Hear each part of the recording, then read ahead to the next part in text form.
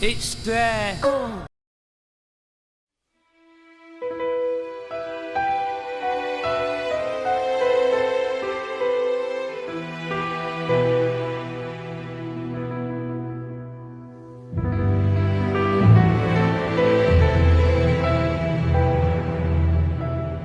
Vaya, vaya, vaya. Hace unos cuantos años, allá por la Alemania nazi, un señor muy amable llamado José de nombre y Goebbels de apellido dijo una cita memorable que a la propaganda y a la prensa moderna se le ha quedado grabada a fuego en su subconsciente. Una mentira repetida adecuadamente 1000 veces se convierte en una verdad. Alguna vez habréis escuchado esta frase, aunque muchas veces sin el adecuadamente, porque no es fácil meterla en titulares llamativos, pero tiene un peso sintáctico bastante importante en la oración que copa.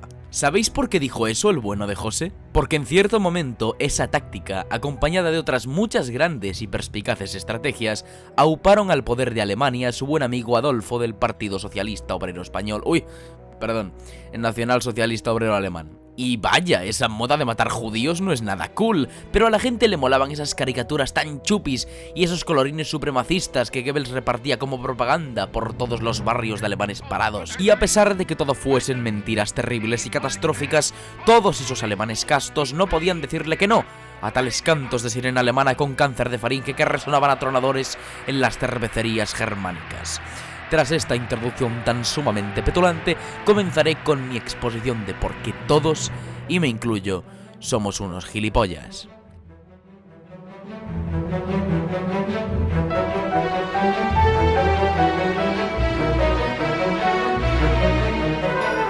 Hace ya unos 6 meses aproximadamente se denegó en la Unión Europea la directiva del Parlamento Europeo y del Consejo sobre los derechos de autor en el mercado único digital.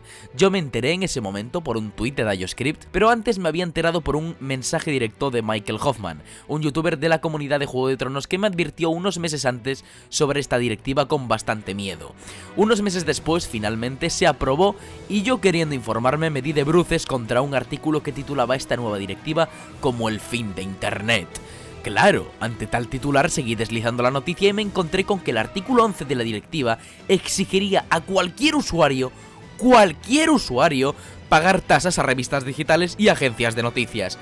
Y bueno, el artículo 13 era el infierno en la tierra, que si no se iban a poder compartir memes, que si adiós a YouTube, a Instagram, a Twitter, a Netflix, incluso decía alguno por ahí. Todo se desmoronaba porque la Unión Europea es malvada. Y claro, yo como buen loco de internet y usuario medio de Twitter, me puse a despotricar como todo el mundo. Y he aquí una valiosa lección, chicos. Si vais a opinar de algo, hacedlo con fundamento y sin ser unos gilipollas, así os libráis de ser un imbécil como yo. ¿Cuál es el problema? Que después de unos meses se ha reactivado la alarma porque YouTube y Google han emprendido una campaña contra este malvado y pérfido artículo que no es más que una infamia y un golpe terrible contra la libertad de expresión. Pero lo que más me sorprende en este punto es que alguien con 2 dedos de frente no haya hecho un vídeo explicando esta directiva bien. Solo he visto a un usuario llamado Erroy Bilbotarra en Twitter explicando esta directiva objetivamente. Pero salvo ese caso, nadie dice la verdad sobre esta directiva y se están creyendo lo que dice y repite la prensa como monos de repetición. Incluso mi querido Jaime Altozano, que es el que mejor ha explicado la directiva y por lo que han saltado las alarmas en YouTube España, creo que dice medias verdades en su vídeo. Porque aquí solo se señala a la Unión Europea. Pero ¿por qué no se señala a los demás? Criticar la política es algo fácil porque muy pocos la entienden y critican sin conocimiento de primeras. Y los que tratan de entenderla se aburren y se quedan a medias, y los que la entienden o te mienten o simplemente pasan de explicártelo porque saben que perteneces al primer grupo que no quiere saber nada. Y bueno, en internet suele pasar que a la gente lo que menos le gusta es leer más de 2 párrafos porque ¿quién te ha preguntado? No me interesa nada de lo que me dices. Para empezar, el acceso a esta directiva completa está a disposición de todo el mundo en la web oficial del Europarlamento. Ni hostias del ABC, ni El Mundo, ni Shataka. ¡Por Dios, Shataka, qué asco! Aquí tenéis la mejor fuente que os podéis encontrar. La fuente oficial. De hecho, coño, qué gracia. Nada más entrar a la página principal te pone manténgase informado. Toda una declaración de intenciones, qué cracks. Voy a ir a lo principal y básico y voy a intentar explicarlo para que lo entendáis todos, pero sin simplificarlo demasiado. Un término medio ni para ti ni para mí. Primero de todo, según la consideración número 5 de la directiva, la ley de Fair Use no solo sigue vigente y no presenta ningún cambio respecto a la ley internacional de copyright, repito, ningún cambio, sino que además es la primera vez que la Unión Europea contempla esta doctrina, porque hasta ahora el Fair Use era una ley norteamericana, no europea. Por lo tanto, ya no basarán estos contenidos en el Permit of Use, sino en la inclusión del Fair Use. Sí, como bien dice la ley de Fair Use, los contenidos modificados por un tercero con propósitos educacionales, divulgativos, bla bla bla bla, ya no son propiedad de su creador original, sino del que lo ha modificado. Con lo cual esto protege ya en primera instancia los canales de divulgación, doblajes, vídeos humorísticos, críticas, compilations, memes review, en fin, que protege este tipo de contenido. Luego más adelante tenemos unas consideraciones maravillosas, la 15, 16 y 17, que ponen al servicio de centros de enseñanza contenidos de terceros si son en de la investigación y educación, algo que hasta ahora en muchos centros de enseñanza era ilegal y estaba prohibido. Por ejemplo, la reproducción y proyección de películas en clases, que sí, que a todos nos han puesto alguna película en clase, supuestamente eso es distribución no autorizada. Ahora no solo es legal, sino que es una obligación que todo centro de enseñanza disponga de estos materiales como apoyo académico. Y recalco que no solo será así en aulas físicas, sino también aulas virtuales, es decir, al servicio de los alumnos de forma online y gratuita. Qué chupi, ¿verdad? ¿Por qué nadie habla de esto? En fin, prosigamos que ahora viene la buena marcha. Llegamos a una consideración que nadie ha mencionado. ¿Por qué será? ¡Ay! Es el fin de los memes, el fin de Twitter. ¡Ay, qué desgracia! Según la consideración número 21, los memes, gameplays y otro tipo de obras como fanarts o transformaciones de novelas como fanfics constituyen una excepción a los derechos de copyright, y cito textualmente: como consecuencia de la evolución tecnológica han surgido servicios de la sociedad de la información que permiten a los usuarios cargar o poner a disposición contenidos en distintas formas y con distintos fines, incluso para la ilustración de una idea, una crítica, una parodia o un pastiche. Estos contenidos pueden incluir extractos breves de obras u otras prestaciones protegidas preexistentes que los usuarios pueden haber modificado, combinado o transformado. Vamos, que esa trola de que los memes ya no existen, buah, buah, buah, es una mentira como una catedral y no supondrán ningún problema para ninguna red social. Pero sigamos, que hay más mentiras, tralará. Consideraciones 32, 33, 34 y 35 acerca de la enmienda 137, el famoso artículo 11, acerca de la prensa. La polémica surge a partir de la afirmación de que las editoriales y agencias de noticias tengan derecho a cobrar por ofrecer noticias que otros medios de comunicación les ripean. Claro, porque no es justo pedir una retribución por tu trabajo, ¿no? En fin, la gente se cree que no va a poder compartir noticias porque, como bien dice la consideración, esta prensa debe obtener una retribución justa y proporcionada por expandir sus noticias. ¿Qué es lo que no se ha leído? Pues creo que el primer periodista que se leyó esto no quiso continuar la lectura, porque un poco más abajo en la consideración número 34 pone muy claramente que los usos privados deben excluirse de esta referencia, y un poco más abajo en la consideración 33 pone que esta protección no se extiende a actos de hiperenlace, y finaliza con esta cita: la protección tampoco se extenderá a los datos objetivos que se recogen en los artículos periodísticos de una publicación de prensa y no impedirá a nadie, por tanto, transmitir esos datos. Básicamente, estas consideraciones son una rotunda patada en la boca a todos aquellos que decían que ya no se podían compartir noticias y que esto era una violación completa de los derechos de los ciudadanos. Tan difícil es entender que la enmienda nos está diciendo claramente y sin adornos que las tasas económicas no afectan a la gente que quiera compartir noticias, en vez de creer que esto afecta a los medios que se benefician y ganan dinero a costa del trabajo de los demás. ¿No os dais cuenta de que esta directiva es increíblemente justa? En fin, parada técnica.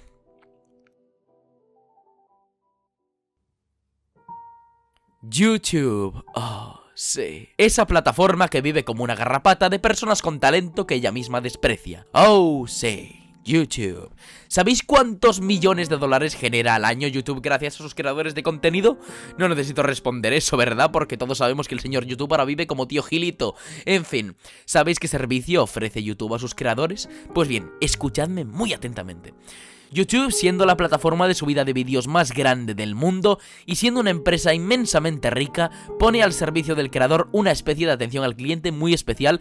Solo claro, si tienes muchos suscriptores, eres partner y muchas visitas y no puedes irte a tu casa, gracias. Esta atención al cliente es una cita por chat con un asistente técnico o un mensaje por correo electrónico.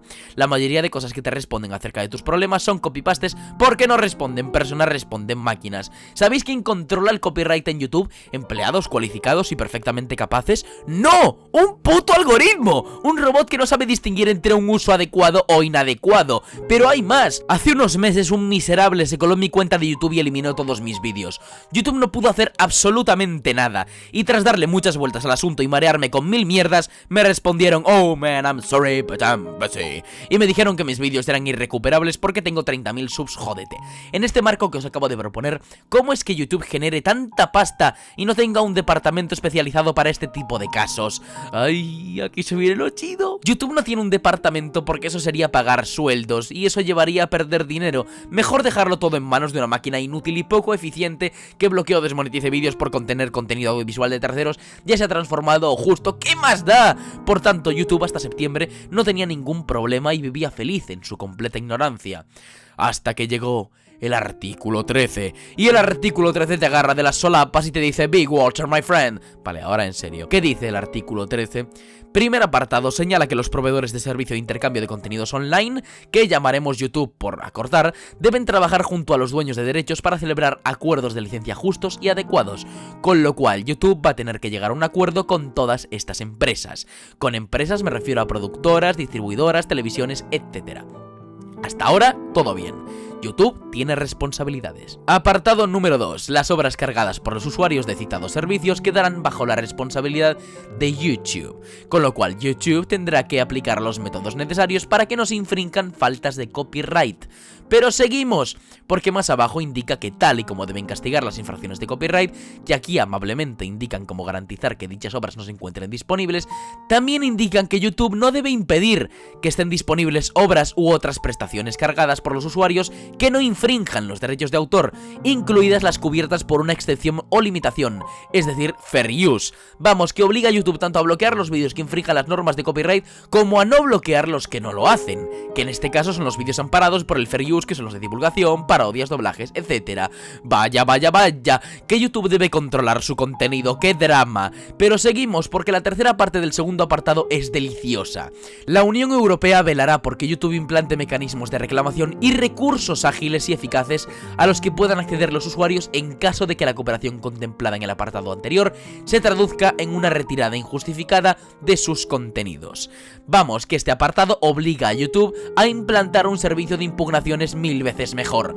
Y es más, esto es maravilloso porque indica lo siguiente: toda reclamación presentada en el marco de dichos mecanismos se tramitará sin demoras injustificadas y será objeto de revisión humana. Los titulares de derechos justificarán razonablemente sus decisiones a fin de evitar la desestimación arbitraria de reclamaciones. ¡Joder! Es que mejora la plataforma 1000 veces. Y este apartado, por si no fuera suficiente, añade: los Estados miembros garantizarán además que los usuarios tengan acceso a un órgano independiente de resolución de litigios, así como a un tribunal o a otra autoridad judicial pertinente a fin de hacer valer el uso de una excepción o limitación a las normas en materia de derechos de autor. Vamos, que YouTube no se podrá lavar las manos como antes con esos correos copy-paste cuando te bloquean los vídeos diciendo que ellos no se encargan de esas cosas. ¿Os dais cuenta de lo maravilloso que es esto?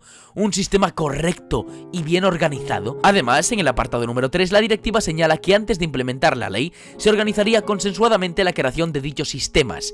Esto no solo mejoraría el sistema chapucero de YouTube actual, sino que también mejoraría los derechos de los usuarios y los creadores de contenido. ¡Simplemente maravilloso! Entonces, si esto es maravilloso, ¿por qué YouTube y Google se oponen a ello? ¡Ay! Es que somos muy inocentes.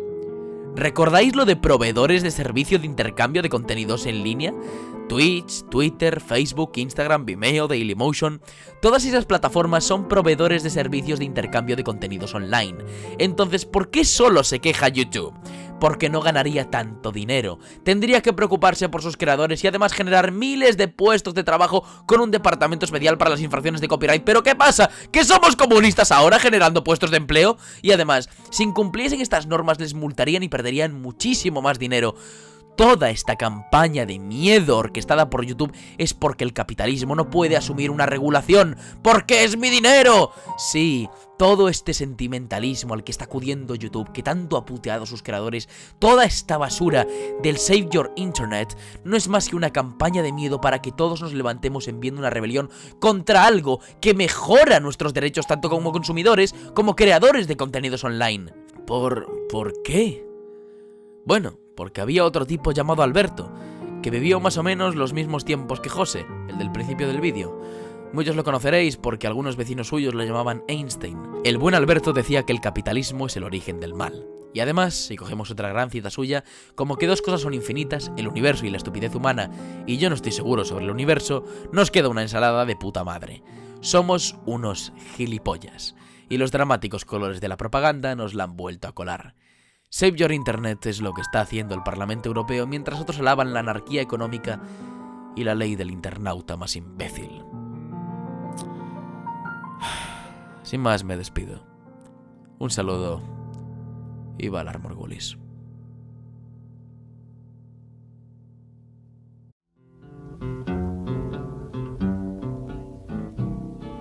I don't want to set the world on fire.